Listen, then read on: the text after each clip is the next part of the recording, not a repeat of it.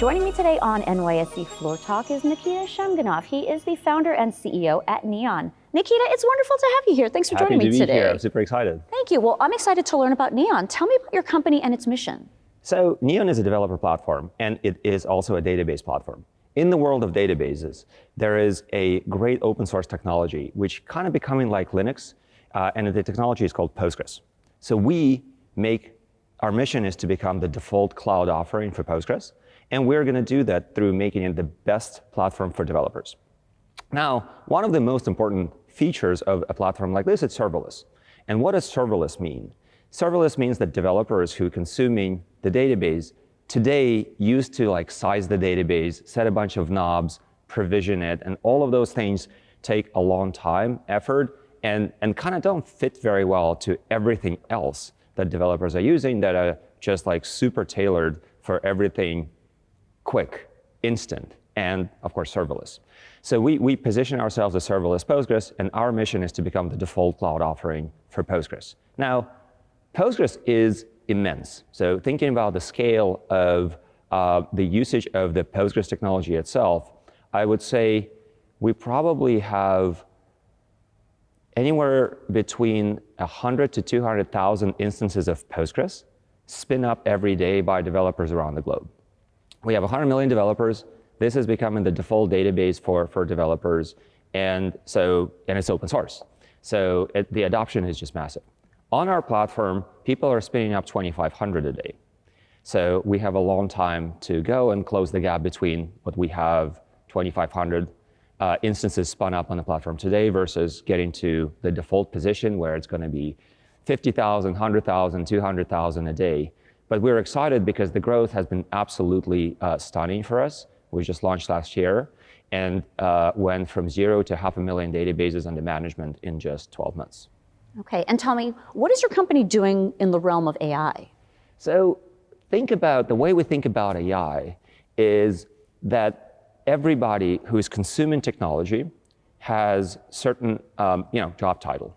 And for every job title, we want to give a massive lever, AI-powered lever, that will allow them to do, in the future, 10 times more work.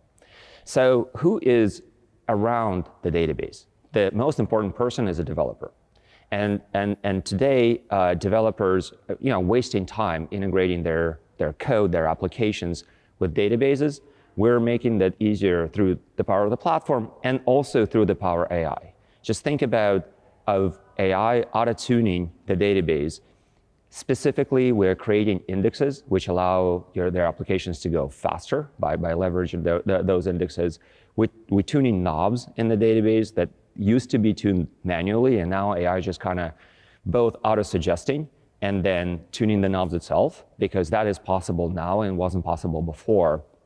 And then finally, I think the biggest lever that we're going to have is various application generative technology, where in the past you will have to write and code the application. Now we can do it a little faster with AI Copilot, and what I'm hearing from the industry is that you're getting about 20% boost in productivity across the board. And when it comes down to the database, the Copilot-like technology can generate database-related things such as schemas, indexes, what is called migrations when you change the application from one state to another. So all of those things are AI assisted. The crown jewel, of course, will be starting to generate full-blown applications, end-to-end application, simply by prompting them into existence. Where now database is just a piece, it powers the app. The database is not going anywhere. Every application needs a database. But then a lot of applications don't have to be, carefully crafted and coded. You can really prompt applications into existence, and we're going to play a massive role in this. So I can't be more excited about it. And then the lever, will go from 20% to maybe 10x and beyond. So that's how I think about the journey here. Now tell me, what are your expectations and predictions for AI in 2024? So a lot of that is coming, I think, from various innovation drivers. And to me, the biggest forces in this space are OpenAI and open source models. So I'm going to to say that from the OpenAI perspective, and of course you'll tune in to Sam Altman, and he was just in Davos and shared a lot of insights about it.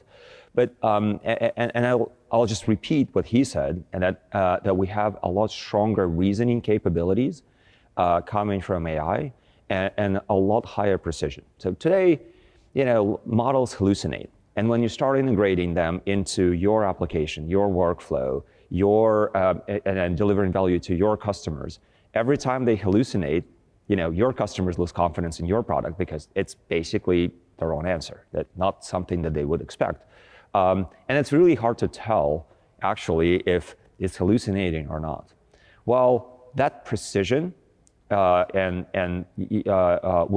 go a lot higher in the future models. So I think that is what we're going to get from OpenAI. On the way here, I was listening to a video coming from DeepMind, and how they've created a model that solves Olympiad geometry questions for International Olympiad in Informatics.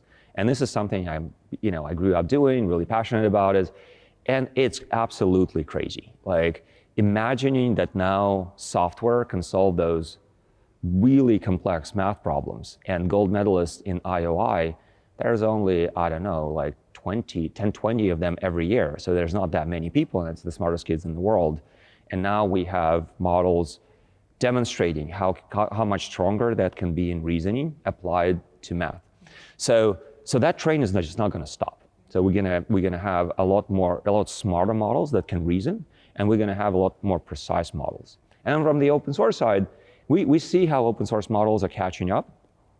They're catching up to GPT-4, and which is still the king, by the way. GPT-4 is still the best and the best performing model. But that gap is closing. We see Mixtral coming in, we see Llama, and they're not going to stop. They're going to release new versions, and for a period of time they will be closing the gap. I kind of suspect that GPT-5 though will increase the gap again, and so we'll be looking at that, and then we'll see the cost of those models, which translates to the cost of intelligence, will keep dropping. And hopefully we'll give intelligence to everybody.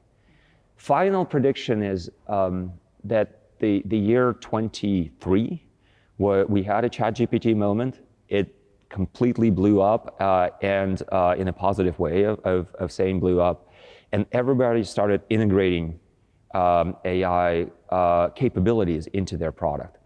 And in 24, we're going to see the start of a flywheel of return of those investments. So we're going to see intelligence being plugged into people's platforms, people's apps, SaaS tools, infrastructure. So we're going to see that basically ripping through everything, and we'll have AI features in every major product. And those who won't do it will look 10 years later like they're wearing pagers and everybody switched to iPhones. So that's how I think about it. All right. Well, Nikita, it was wonderful to talk with you. Thanks for joining me on Floor Talk today. Absolutely. Thank you so much.